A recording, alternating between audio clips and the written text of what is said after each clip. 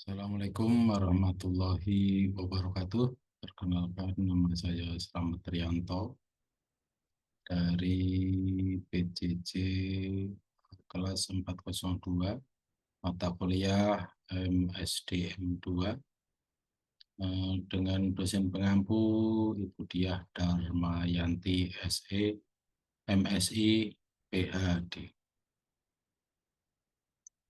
Kali ini saya akan melanjutkan tugas UTS waktu itu. Nah, sekarang kita akan melakukan studi kasus dengan judul Arti Pentingnya Penilaian Kinerja Bagi Perusahaan dan Karyawan. Nah, ini judulnya. Untuk latar belakang. Untuk latar belakang, perubahan lingkungan organisasi yang semakin kompleks dan kompetitif menurut setiap organisasi untuk bersiap lebih agar mampu bertahan dan terus berkembang. Berikutnya adalah pemimpin adalah sebagai panutan dalam organisasi, sehingga perubahan organisasi harus dimulai dari tingkat yang paling atas. Seperti yang dikatakan oleh penulis buku terkenal, Kenneth Blanchard, bahwa pemimpinan dimulai dari hati dan keluar untuk melayani mereka yang dipimpinnya. Perubahan karakter adalah segala-galanya bagi pemimpin sejati. Kreativitas penting bagi pengambil keputusan. Hal ini memungkinkan pengambilan keputusan untuk lebih sepenuhnya menghargai dan memahami masalah, termasuk melihat masalah-masalah yang tidak dapat dilihat orang lain.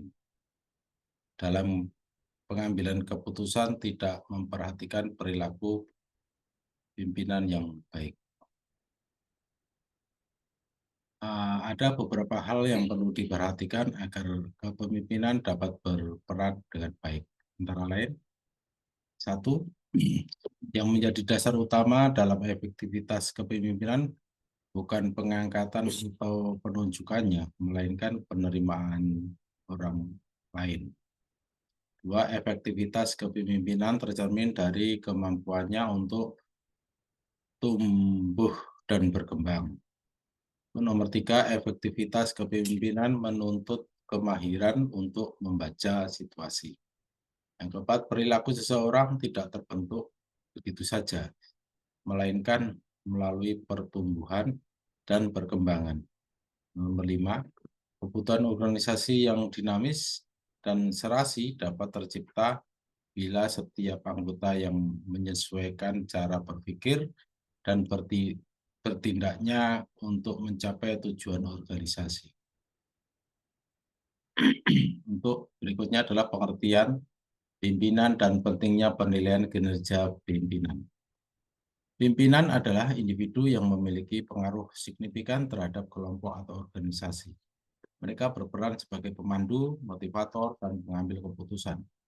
Pimpinan yang efektif mampu menginspirasi, memotivasi, dan mengarahkan anggota tim untuk mencapai tujuan bersama.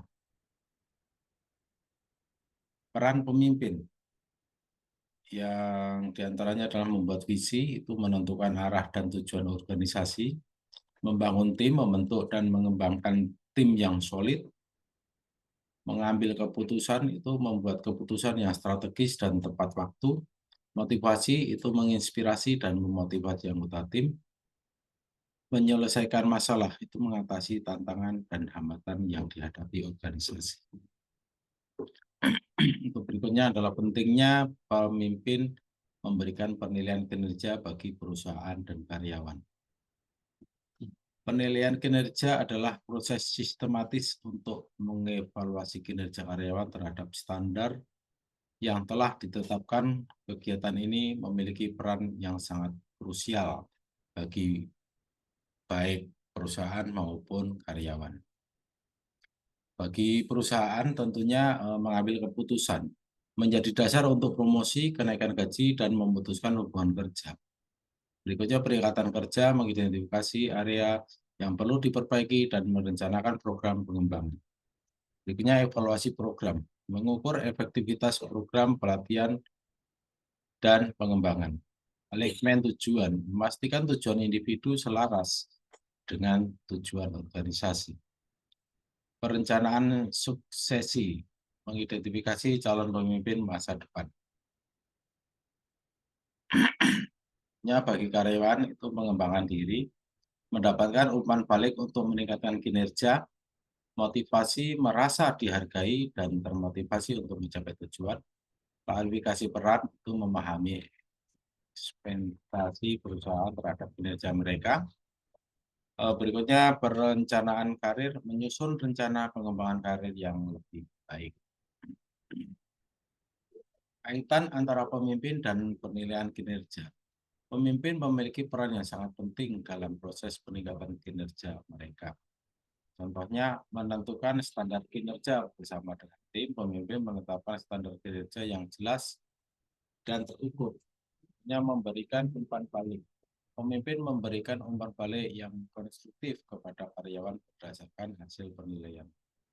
Berikutnya menggunakan hasil penilaian, pemimpin menggunakan hasil penilaian untuk mengambil keputusan terkait pengembangan karir, kompetensi, dan lain-lain. Berikutnya membangun budaya kinerja. Pemimpin menciptakan lingkungan kerja yang mendukung kinerja tinggi dan memberikan penghargaan atas prestasi. Berikutnya adalah metode penilaian kinerja. Panduan lengkap. Penilaian kinerja adalah proses sistematis untuk mengevaluasi kinerja karyawan terhadap standar yang telah ditetapkan. Tujuannya adalah untuk memberikan umpan balik, mengidentifikasi area yang perlu ditingkatkan, dan membuat keputusan terkait pengembangan karir karyawan.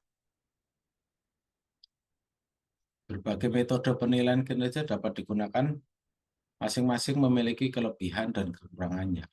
Berikut adalah beberapa metode yang umum digunakan. 1. Skala penilaian atau rating scales. Kelebihannya mudah digunakan dan dipahami. Kekurangannya rentan terhadap bias penilai dan kurang spesifik dalam memberikan umpan balik. Nomor 2, manajemen berdasarkan tujuan manajemen by objektif atau MBO. Kelebihannya memfokus pada hasil yang konkret dan mendorong rasa memiliki terhadap tujuan. Kekurangannya membutuhkan perencanaan yang matang dan bisa menjadi terlalu berorientasi pada hasil jangka pendek. Nomor 3 itu 360 derajat penilaian, kelebihannya memberikan gambaran yang lebih komprehensif tentang kinerja karyawan. Kekurangannya tentu membutuhkan waktu dan sumber daya yang lebih banyak. Nomor 4, behaviorally accurate rating scale atau BARS. Kelebihannya lebih objektif dan spesifik dibanding skala penilaian biasa. Terus kekurangannya membutuhkan waktu dan sumber daya yang cukup untuk mengembangkan skala BARS. Nomor 5, pusat penilaian atau assessment center.